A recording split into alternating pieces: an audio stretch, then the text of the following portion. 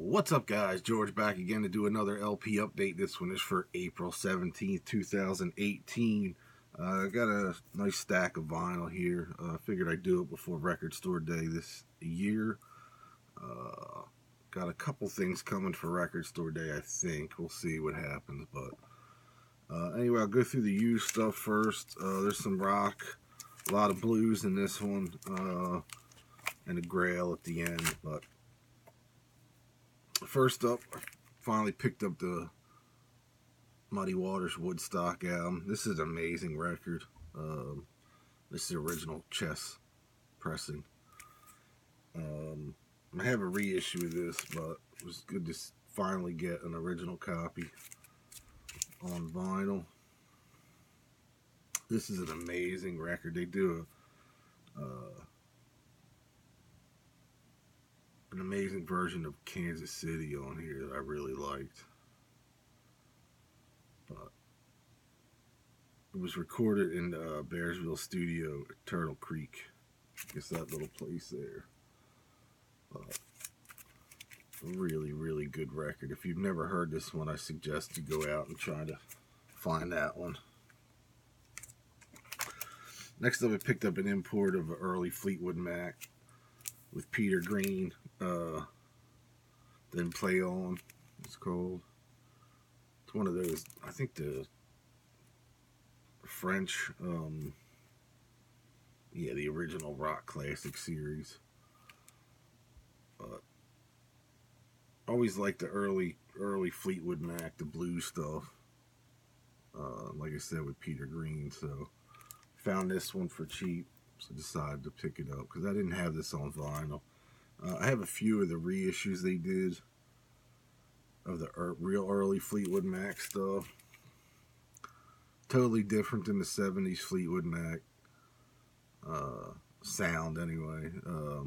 If you're not familiar with the old Fleetwood Mac, they were really, really killer blues rock band back in the 60s, late 60s. But so this sounded pretty good. This was in mint condition, so I picked that one up. Next up, the Great Bluesman 2 LP set. I already had this, but this one's like pristine, so I decided to upgrade it. This is on Vanguard. Has like John Lee Hooker, Sleepy John Estes, Muddy Waters, Jesse Fuller, Mance Lipscomb, Reverend Gary Davis, Mississippi John Hurt, Junior Wells, Joe Turner, Skip James, J.B. Hutto, he's awesome, Fred McDowell, Otis Rush, Johnny Young, James Cotton, Big Bill Brunzi, Lightning Hopkins, Otis Spann. So you kind of get the gist of it. But a really cool 2 LP comp. There's the tracks, if you can read it.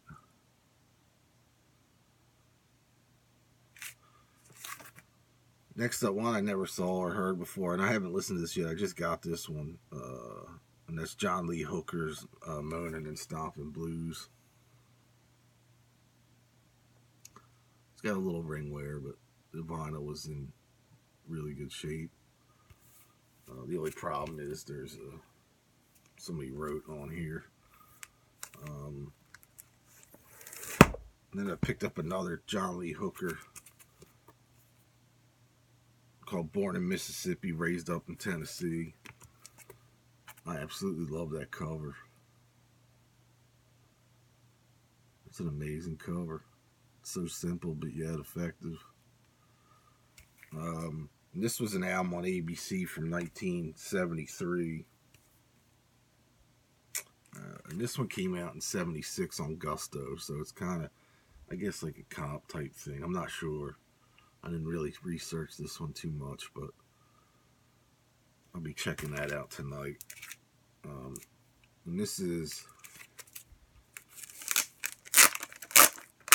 when I got home, oh no, actually when I opened to see the condition of the record. It's a white label,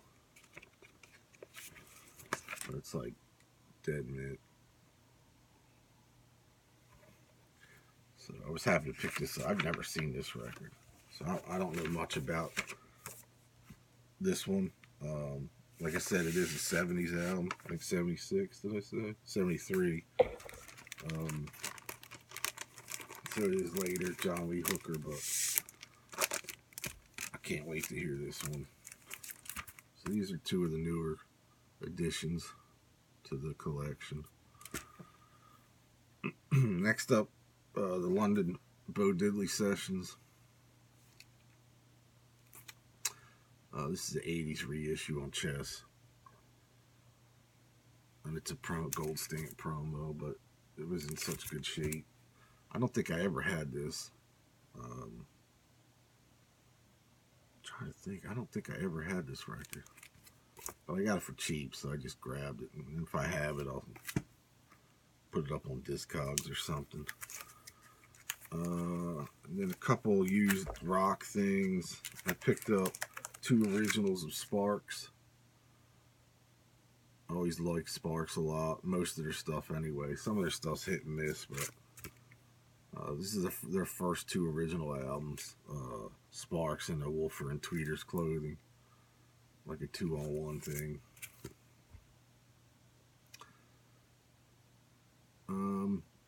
If you're not familiar with Sparks, they're definitely a acquired taste. Some of their early stuff, like this stuff, was more based in, I would think, like rock, 70s, maybe a touch of 70s glam rock type thing, but a little different. Some different stuff. They had a hit with "This Town Isn't Big Enough," or "This Town Ain't Big Enough for the Both of Us." The singer's very reminiscent of, I guess by today's standards, Justin Hawkins from The Darkness. You could tell where Justin, his influences are. It's definitely Sparks. But I never had these 2 records, and they were more of a band thing at the time when they first came out. And then the 2 brothers in the band, usually you saw them mostly on their album covers and stuff. But I think their most famous album is Kimono My House. But I was happy to find this, and there's some really killer stuff on this one. This is a UK import. So they didn't do these 2 originals of series here that I'm aware of. And so they released the Sparks, the first 2 Sparks record, and then I found this Sparks bootleg, 1.5 Nelson, the Instant Darlings recorded live. Soundboard, old school bootleg. Sounds pretty killer, actually. And then there's 2 like unreleased studio tracks at the end of this thing that sounded great. Barbecuity and Alabama Right. But this is from 77, I think. The show. It doesn't say, but it's that old school bootleg. But really killer live set on here. And again, that was mint condition. My buddy at work, one of the owners at work, was playing this record for the move called Shazam, which I've never heard. I know it was Roy Wood and what's his name from ELO, Jeff, drawing a blank. We're in this band together back in the day, but he popped this record. This one doesn't have Jeff on it, but this record's like real, man, the first track on here, Hell or Susie, really killer. Almost reminded me of like T-Rex or The Sweet maybe. And same with Cherry Blossom Clinic, Revisited. But I really like this record a lot. I thought this was really good. Now there's a CD out with a bunch of bonus tracks. There's only 6 songs on here, but they're all pretty long. There's a CD out with a ton of bonus tracks I might try and pick up, but Really killer record. I thought this was fantastic. I would definitely, if you're into 70s glam type stuff, definitely check out some tracks from this. You might dig it. And the last used one, I got a upgrade. Actually, I never had this on vinyl. Brownsville Station's first record. I think it's their first record. Original pressing on Hideout Records, which is crazy. Cub Coda and Crew. With the back cover's upside down, so it's like you flip it. But they do like Roadrunner on here. Hello Mary Lou from Gene Pitney. What was the other one they did? Rumble from Link Ray. Just some killer stuff. The Cubby Coda was on the back of this, but this thing was dead, man. And I love early Brownsville Station. Really killer. I mean, they did Smoking in the Boys Room. They were the original that did that. But their stuff besides Smoking in the Boys Room was 10 times better than that song. Some of their stuff. They have another one called Barefootin' that I think was a cover that was really fucking awesome. But definitely check out this record. This is a fantastic Brownsville Station record. I think this is their first. I don't know. I'll have to. Michael Lutz, lead vocals. Cub Coda, lead guitar. Cubby Coda. So I guess Michael Lutz sang on that one. Now on to some new stuff. Or reissue stuff. Did an order with Deadbeat Records again and got the new Vapids, or the latest Vapids record. Suburban Reptiles. And this one is, if you like the Ramones, you'll like these guys. I got one other record from them not too long ago. And there's only 100 copies of this one available. With the hand-painted back cover. Because all the tracks are on one side. And the other side is the painted one. But there's only 100 copies of this. Or 125 copies of this version of it. You can see how they did it. It's pretty cool.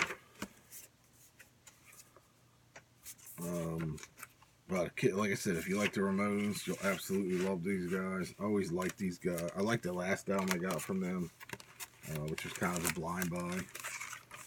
When I saw this on the Deadbeat website, I pulled the trigger, picked up their latest one on Surf and Key Records. And as Deadbeat always does, they sent a free one in the box, and this time it was the Dead Hookers, which I haven't listened to this yet. And this is called The Burial. But I have a feeling this is kind of punky, so we'll see. Haven't heard it yet, though. I know the name, I know the band name, but I haven't heard this record. And the Rebirth on the other side. So he sent that along. And I picked up two brand new Bo Diddley reissues, deluxe gatefold editions, 180 gram vinyl on Dole Records. Go Bo Diddley. This is his second album, I think. I think this was his second record. And this one has a ton of bonus tracks. There's 20 songs on this one. Like I said, gatefold. 180 grams. They always pack it in the nice poly inner sleeves, or whatever that's called. All the liner notes are on the inside of the gatefold, so that's killer. And I got that one, which I have a real one of this one, or at least the first or second press of this one. And then I picked up In the Spotlight. The same deal, 180 gram. gatefold. This one has 12 tracks on it. But these were just put out within the last couple weeks.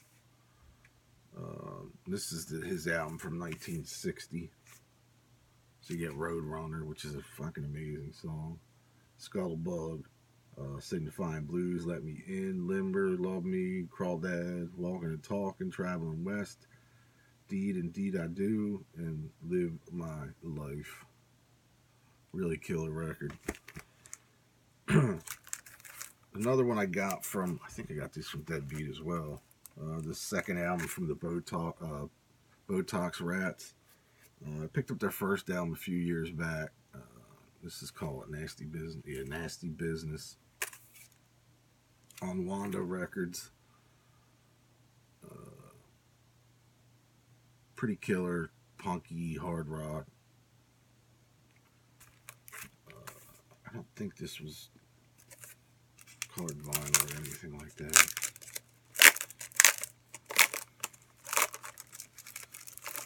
Super shiny, super glossy front cover.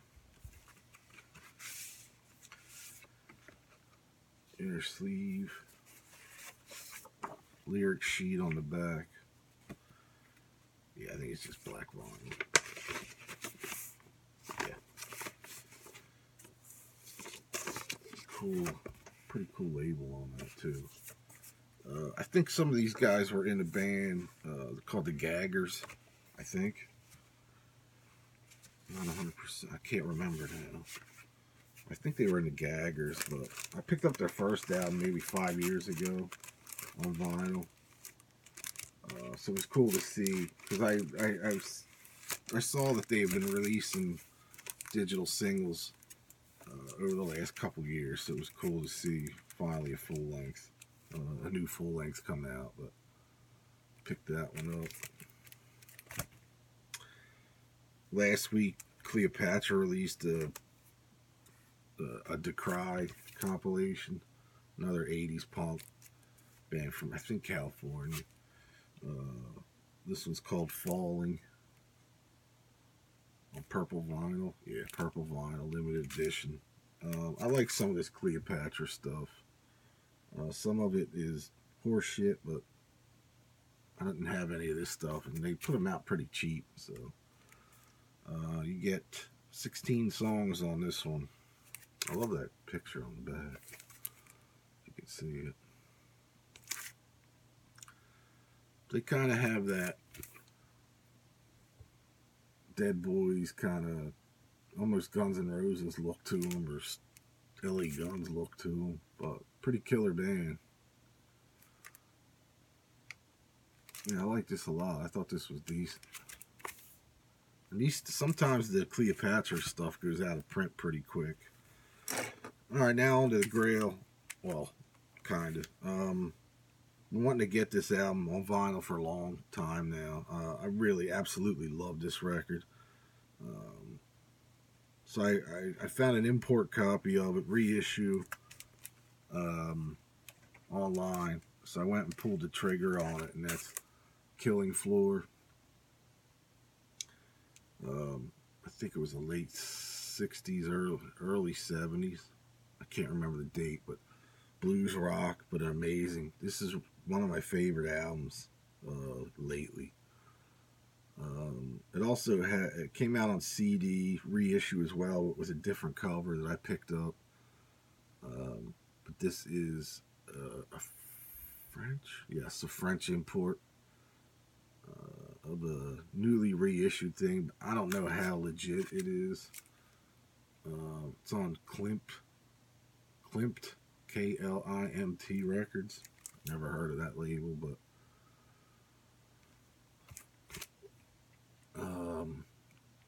so I was happy to get it. And then it figures, like, right after I ordered it and they shipped, one of the local record stores here gets in an original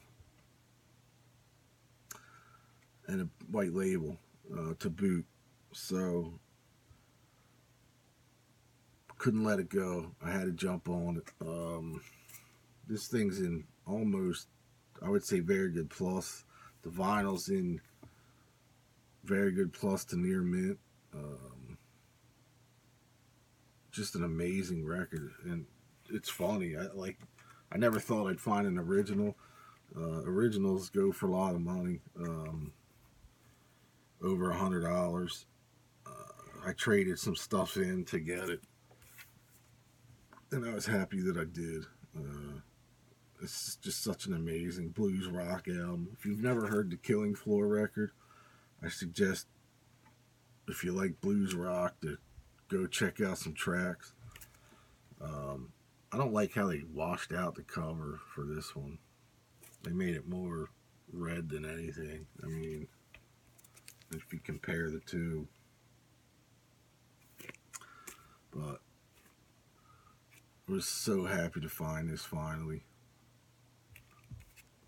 And it's just an amazing, amazing album. One of my favorite records, man. This thing smokes. It's so good. This was on Sire and London Records. And this doesn't have a date on the back either. I think 69, 70, somewhere around there. But when I first heard that CD, it blew me away, and I've been wanting to get it on vinyl since. So I was really happy to find this. But so that's the Killing Floor. Again, another kind of a grail for me, a rarity. They just reversed the picture on the back, the colors.